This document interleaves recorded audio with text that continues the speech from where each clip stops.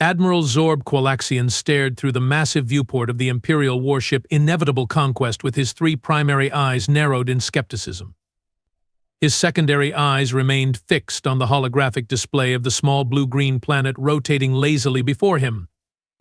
The nervous science officer, Plix Nuberon, stood at attention, antennae twitching with anxiety. "So you are telling me," Zorb said, dragging out each word as if explaining basic arithmetic to a particularly dim-witted space slug, "that this utterly unremarkable little mud ball is the source of those radio signals. The ones that have been giving our intelligence division collective migraines for the past 30 rotations?" "Why, yes, Admiral," Plix stammered, mandibles clicking together. "We have confirmed it beyond any reasonable doubt." Zorb snorted, a sound like pressurized steam escaping a faulty valve. "And you believe these signals indicate an advanced civilization? On that?" "Dat." The science officer nervously adjusted the datapad in his spindly appendages. "The signals contain complex mathematical sequences, musical arrangements, and what appears to be rudimentary interplanetary greeting protocols, sir." "Please. Next you will be telling me it's populated by those, what were they called again? Those ridiculous mythological creatures from the ancient texts." "Humans, sir," Plix offered hesitantly. "Hey." The Admiral's laugh boomed across the bridge, causing several junior officers to flinch at their stations. "Humans? Might as well tell me it's populated by quantum unicorns or probability dragons." The science officer's exoskeleton flushed a pale yellow, the Qualaxian equivalent of an embarrassed blush. "With all due respect, Admiral, the ancient texts might have some basis in..." Zorb waved a dismissive tentacle. "Everyone with more than 2 functioning brain cells knows humans are just glorified campfire stories to frighten gullible hatchlings. Beware the humans with their opposable thumbs and irrational thinking patterns," he mocked in a sing-song voice. "Give me a break." The Admiral turned to his strategic commander, a battle-hardened veteran named Crag Dominar, whose carapace bore the scars of 17 successful planetary conquests. "What's your assessment, Commander?" Crag's voice was like gravel being crushed. "The planet has no noticeable defense grid, no orbital weapons platforms, and no detection systems capable of identifying our presence. Whatever civilization exists there, they are practically begging to be conquered." "Exactly." Zorb slapped a tentacle against the viewport with enough force to make the reinforced transparasteel vibrate. "This will be the easiest conquest in the history of the Galactic Imperium. It's a Class 3 planet with moderate resources, ripe for harvesting. The Emperor will be moderately pleased, and I can finally get that promotion to the Central Systems." The Admiral swiveled dramatically, his ceremonial cape billowing behind him. "Prepare the invasion fleet. We will begin Standard Conquest Protocol at 0600 ship time tomorrow. I want resource extractors deployed by midday, and a victory banquet on my table by dinner." As the bridge erupted into activity, Plix approached the Admiral once more, clearly wrestling with whether to speak his mind. "Spit it out, science officer," Zorb said with exaggerated patience. "Your face looks like you have swallowed a temporal paradox." "Sir, I have been analyzing some of the more recent transmissions from the planet," Plix said quietly. "They include images that look remarkably like the descriptions of humans from our ancient texts. Bipedal, endoskeleton-based, with peculiar emotional responses and a concerning predilection for combustion-based technologies." The Admiral rolled all 5 of his eyes simultaneously.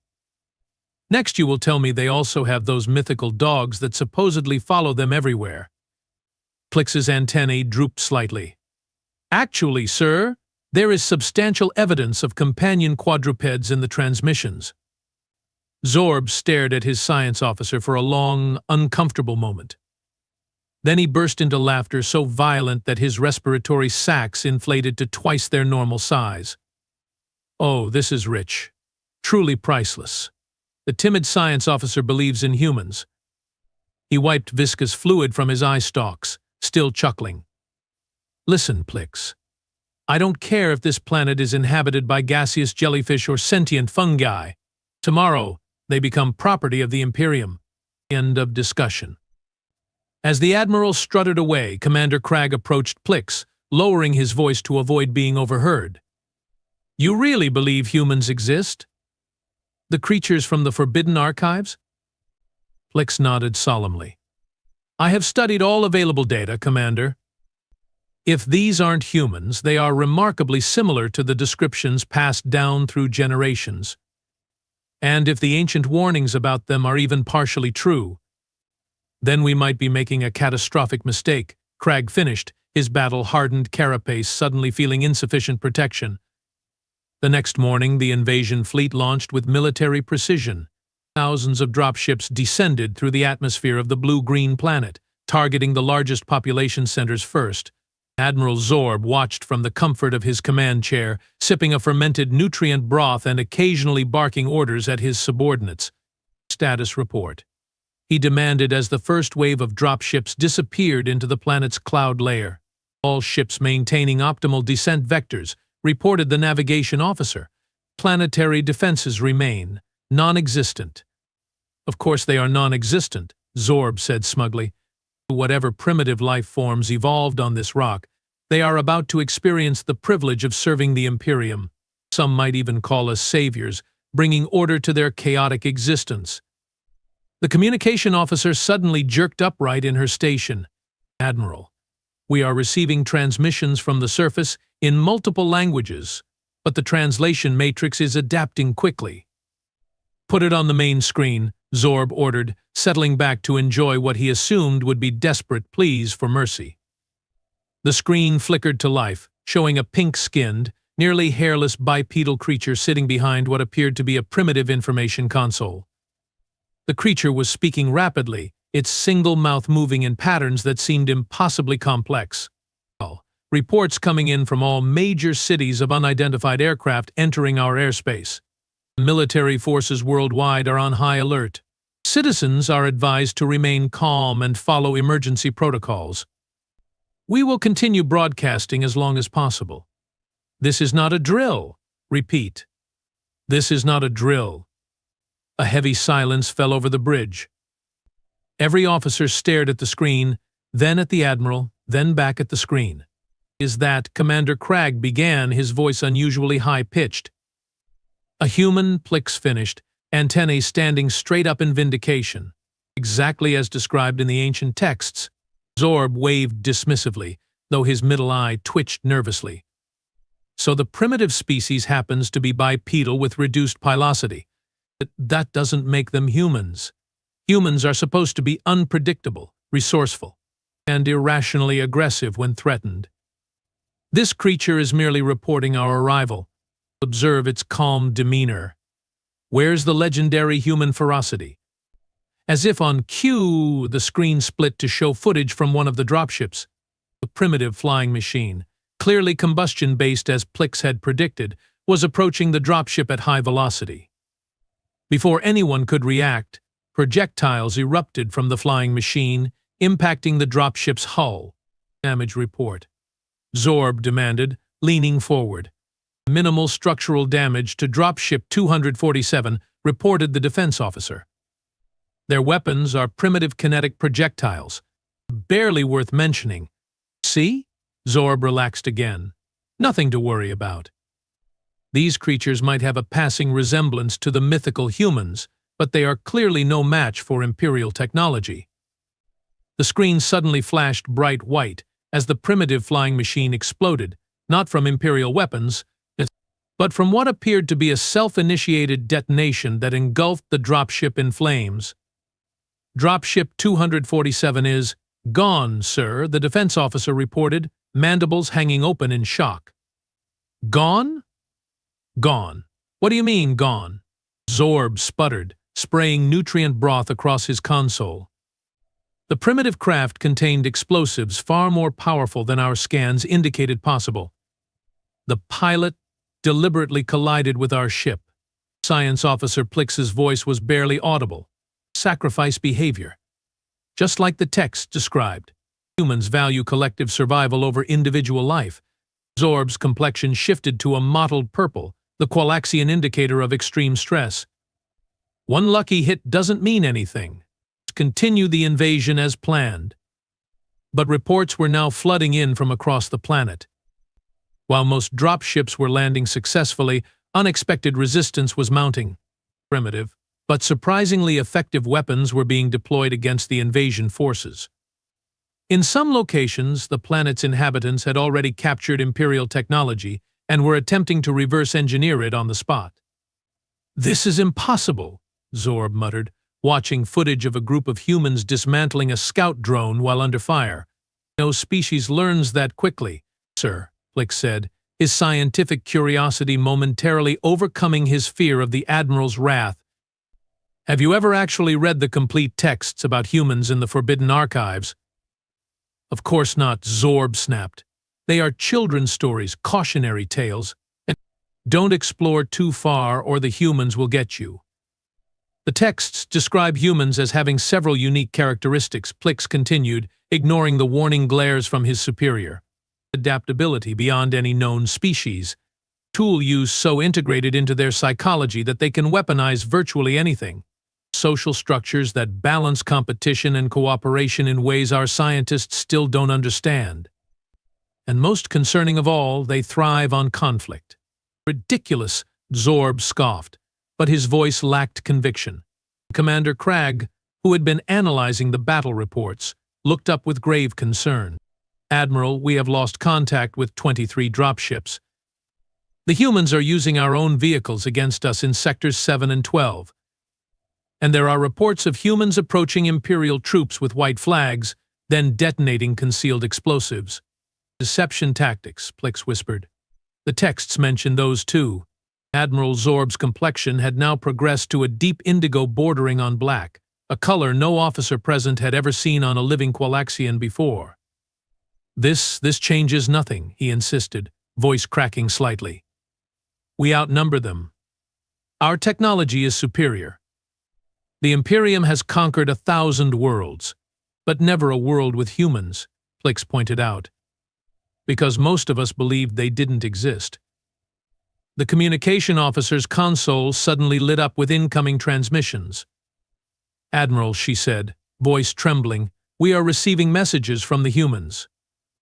They are broadcasting on our secure frequencies. Somehow they have already cracked our encryption." "Impossible," Zorb thundered, but his protest sounded hollow even to himself. "What are they saying?" The officer hesitated. "They are proposing terms, sir." "Terms?" Zorb's respiratory sacs nearly burst from indignation. "We don't negotiate with primitive species. We are the Imperial Armada. We. They say they have captured 16 of our dropships intact," the officer continued. "They are already analyzing our propulsion systems, weapons technology, and communication arrays. They say they are grateful for the generous technology donation and would be happy to discuss peaceful relations now that we have gotten their attention." Admiral Zorb slumped in his command chair, the magnitude of his miscalculation finally sinking in. Humans weren't a myth. They were very real, and exactly as the ancient texts had warned, adaptable, unpredictable, and terrifyingly quick to weaponize new technology. "Plix," he said quietly, all 5 eyes focused on the science officer, "tell me everything you know about humans." "Everything. No detail is too small." He swallowed hard before adding, "The future of the Imperium may depend on it." Plix nodded solemnly. "I believe you are right, Admiral.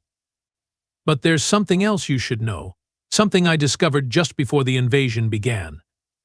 "What is it?" Zorb asked, dreading the answer. "The oldest texts in the Forbidden Archives? They suggest our species may have encountered humans before, thousands of years ago." Plix paused, antennae drooping.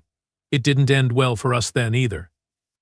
As if to punctuate this revelation, the main view screen changed to show a human face, square-jawed, determined, with eyes that seemed to look directly into Zorb's souls. The human's mouth curved into what the ancient texts called a smile, but which contained no warmth or comfort. "Attention, alien vessel," the human said in nearly perfect Qualaxian, the language they couldn't possibly have had time to learn. Perhaps we should talk about your unconditional surrender? The bridge fell silent as every officer turned to look at Admiral Zorb Qualaxian, the admiral who had insisted humans were just a myth. Admiral Zorb Qualaxian stared at the human face on the view screen, his three primary eyes blinking in rapid succession. The bridge of the inevitable conquest had fallen so silent that one could hear the subtle clicking of Plix Nuberon's nervous mandibles. Did that primitive just suggest we surrender to them? Zorb finally sputtered, his voice rising to a pitch that made several junior officers' auditory membranes vibrate painfully. The human on screen maintained that unsettling smile. My name is General Talia Baxter of the United Earth Defense Force. And yes, that's exactly what I suggested.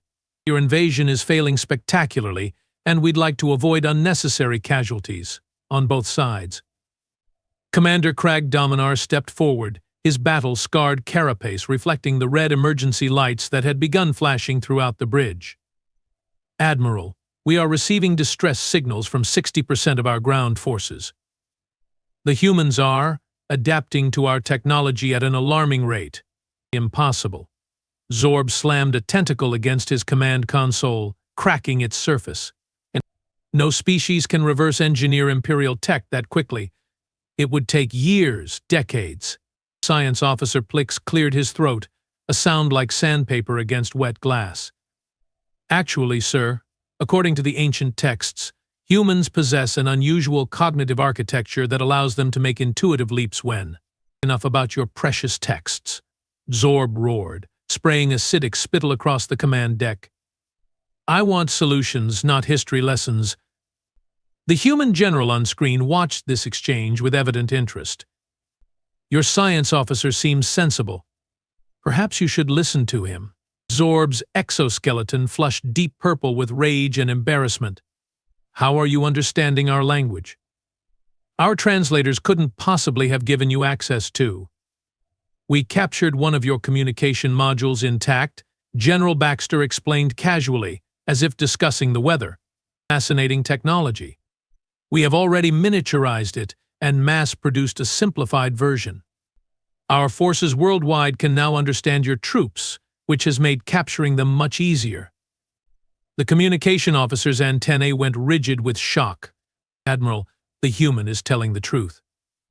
We are receiving reports of captured Imperial soldiers being interrogated in their native dialects.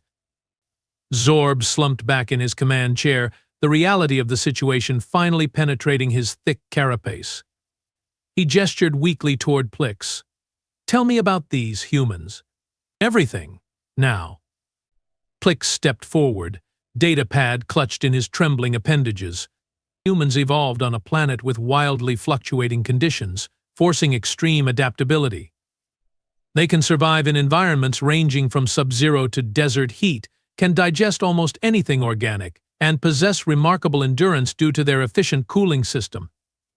You mean they don't even have proper temperature regulation? Zorb asked incredulously. That's their advantage, sir. They expel excess heat through evaporative cooling, what they call sweating. It allows them to outlast almost any prey in their native environment. General Baxter nodded appreciatively. Your science officer has done his homework. But most concerning, Plix continued, is their psychological makeup. Humans operate on a seemingly contradictory blend of individualism and collective action. They fiercely defend their autonomy while simultaneously forming cohesive groups capable of astonishing coordination, and when threatened. He hesitated. When threatened? Zorb prompted, dreading the answer. When threatened, they become exponentially more dangerous, Plix said quietly. Their threat response doesn't follow normal evolutionary patterns. Instead of fleeing superior forces, they become more aggressive, more innovative, and unnervingly willing to sacrifice individual lives for collective victory. As if to illustrate this point, the tactical display lit up with new alerts. Commander Crag's exoskeleton paled to an ashen gray as he interpreted the data. Admiral, the humans have breached the security protocols on dropships in sectors 9 through 14. They are launching them. against our own ground forces. They can't possibly know how to fly our ships, Zorb protested. They don't need to fly them well, Crag replied grimly. They are using them as guided missiles. The defense officer interrupted with increasing panic. Admiral, our ground commanders report humans using our own energy weapons against us. They have somehow modified the power cells to overload on impact. They are essentially using our sidearms as grenades. Zorb turned back to the view screen, where General Baxter waited patiently. What do you want? He asked, his once imperious voice now barely a whisper.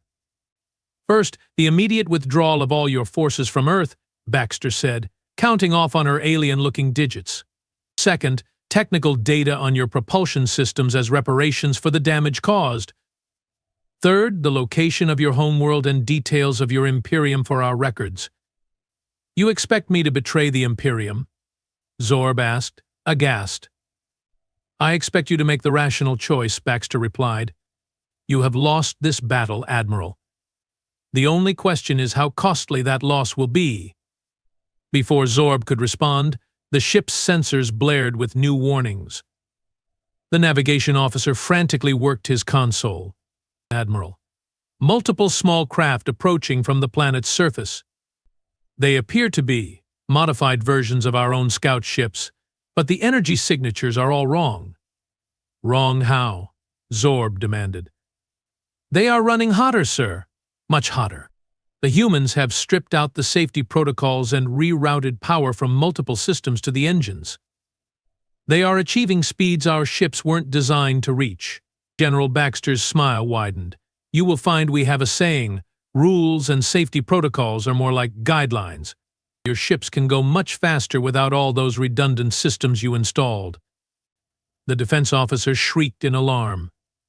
They are approaching our hull. Impact in 30 seconds. Evasive maneuvers, Zorb ordered. Too late, Crag said, staring at the tactical display. They are coming in too fast from too many vectors. The first impact rocked the massive warship, sending several officers tumbling from their stations. Alarms blared as damage reports flooded in. A hull breach on Deck 7. The defense officer reported. Security teams responding, but, Admiral, the humans are boarding us. General Baxter nodded solemnly. I should mention our fourth demand, the surrender of your vessel. We are particularly interested in studying your faster-than-light technology. Zorb stared at the human in horror. You are insane. This ship houses over 12,000 Imperial personnel. You can't possibly hope to capture it with a handful of boarding parties. We don't need to capture the whole ship at once, Baxter explained, as if teaching basic arithmetic. We just need your engine room and command deck. Your security forces are already dealing with multiple breaches, fire outbreaks, and disabled systems. We have studied your ship's schematics from the data cores of your captured dropships, Admiral. We know exactly where to hit you. As if to punctuate her point, the lights on the bridge flickered and died, replaced by the dim red glow of emergency power. The massive viewscreen split into quadrants, now showing security footage from around the ship. Humans in improvised environmental suits were advancing through the corridors, using modified Imperial weapons with devastating effect. How are they breaching our security so easily? Zorb whispered. Plick studied his data pad, which was receiving updates from the ship's central computer. They are using our own communication frequencies to transmit false orders and reroute our security teams. And they have introduced some kind of information virus into our systems. A computer virus? Crag asked. Our systems have quantum encryption. They call it trolling, Plick said, sounding almost impressed. They have flooded our communication systems with nonsensical messages, memes, and something called rickrolls. Our algorithms are trying to translate and categorize everything, consuming processing power needed for defense systems. A new alarm sounded, this one deeper and more ominous than the others. Engine room breach. The engineering officer reported. Humans have reached the FTL drive control room. Zorb looked from the security feeds to General Baxter, who was still waiting patiently on the view screen. You planned this from the beginning, he realized. The surrender offer was just a distraction. Not entirely, Baxter replied. The offer still stands, but we needed insurance in case you declined. Speaking of which, she glanced at something off-screen, then nodded. My team has reached your engine room and secured the FTL drive. Your options are narrowing by the second, Admiral. As if to emphasize her point, the bridge doors hissed open, revealing a squad of humans armed with modified Imperial weapons. Their leader, a tall human with dark skin and piercing eyes, stepped forward. Commander Eli Jackson, he announced. Bridge is secured, General. Baxter nodded on the screen. Excellent work, Commander. Zorb and his officers raised their appendages in surrender, shocked by the speed of their defeat. The Admiral turned to Plix, mandibles clicking in distress. How? How did they defeat the most powerful warship in the Imperial fleet in less than a planetary rotation? Plix's antennae drooped with resignation. I tried to tell you, Admiral. The ancient texts weren't myths, they were warnings. Humans don't think like us. Where we see established protocols, they see opportunities for exploitation. Where we build systems with careful safeguards, they see unnecessary limitations.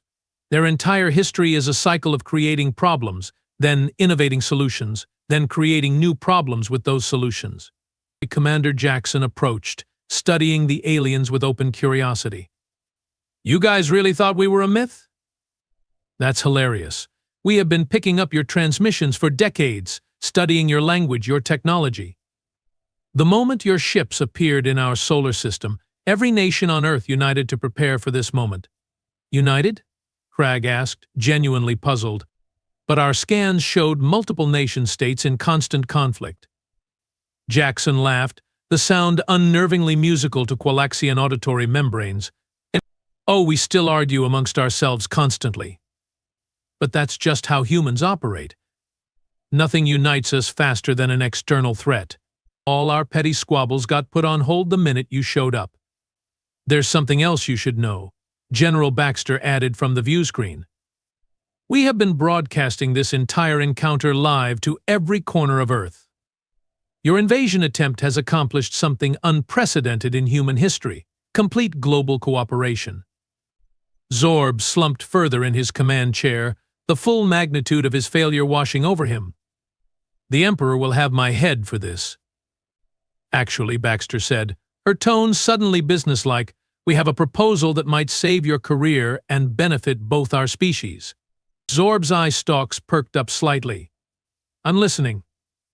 We have no interest in conquering your Imperium or destroying your civilization, Baxter explained. That would be wasteful and contrary to our long-term goals. Instead, we propose an alliance. Alliance? Zorb sputtered. With a species that just hijacked our most advanced warship. Precisely because we could do that, Baxter replied. Think about it, Admiral. If humans can adapt your technology this quickly as enemies, imagine what we could accomplish as allies. Plix stepped forward, antennae quivering with excitement. Admiral, this is unprecedented. The texts never mentioned the possibility of peaceful cooperation with humans. This could be a historic opportunity. Or a historic disaster, Cragg muttered, but without much conviction. Zorb looked from the humans on his bridge to the general on screen, then to his own officers. After a long moment, he straightened his posture, attempting to salvage some dignity. What exactly are you proposing, General Baxter? A cultural and technological exchange program, she said promptly. We return your captured soldiers and equipment, minus a few examples for our research. You provide us with technical data to help us join the interstellar community properly. Your Imperium acknowledges Earth as a sovereign, protected world, and we, in turn, offer our unique problem-solving abilities to help the Imperium with its most pressing challenges. And if I refuse? Zorb asked, already knowing the answer. Baxter's expression hardened slightly. Then we keep your ship, reverse engineer everything, and introduce ourselves to the galactic community on our own terms, with your FTL technology and a reputation as the species that defeated the mighty Imperial Armada in less than a day. Commander Jackson grinned, displaying disturbingly flat teeth. Your choice, Admiral. Friends or cautionary tale. Humans are flexible either way. Zorb glanced at Plix, who nodded encouragingly, then at Crag, who gave the Qualaxian equivalent of a resigned shrug. The Emperor will never believe humans defeated us so easily, Zorb said finally. Then don't tell him that part, Jackson suggested. Tell him you conducted a thorough reconnaissance of a previously unknown spacefaring civilization and established first contact protocols. Technically true, just creatively framed. Despite himself, Zorb felt his mandibles twitch in the Qualaxian version of a smile. These humans understood political survival instincts as well. Very well, General Baxter, he said, straightening his ceremonial cape. On behalf of the Galactic Imperium, I accept your proposal for alliance and cultural exchange. Baxter nodded, satisfaction evident in her expression. Excellent. Commander Jackson will escort you to our provisional headquarters to discuss details. And Admiral, welcome to Earth. We are looking forward to learning about the universe beyond our solar system. As Zorb followed the human commander off his own bridge, he leaned toward Plix and whispered, "Add a new entry to the archives when we return. Humans are not a myth. They are very real, extremely dangerous, and surprisingly reasonable once you stop trying to conquer them." Plix's antennae bobbed in agreement. And Admiral? Perhaps we should update those ancient texts. After today, I suspect the galaxy will need much more detailed information about humanity. Indeed, Zorb agreed, watching in fascination as human engineers were already modifying Imperial technology in the corridors. Something tells me the universe will never be quite the same again. Commander Jackson, overhearing this exchange, glanced back with that unsettling human smile. You have no idea, Admiral. No idea at all.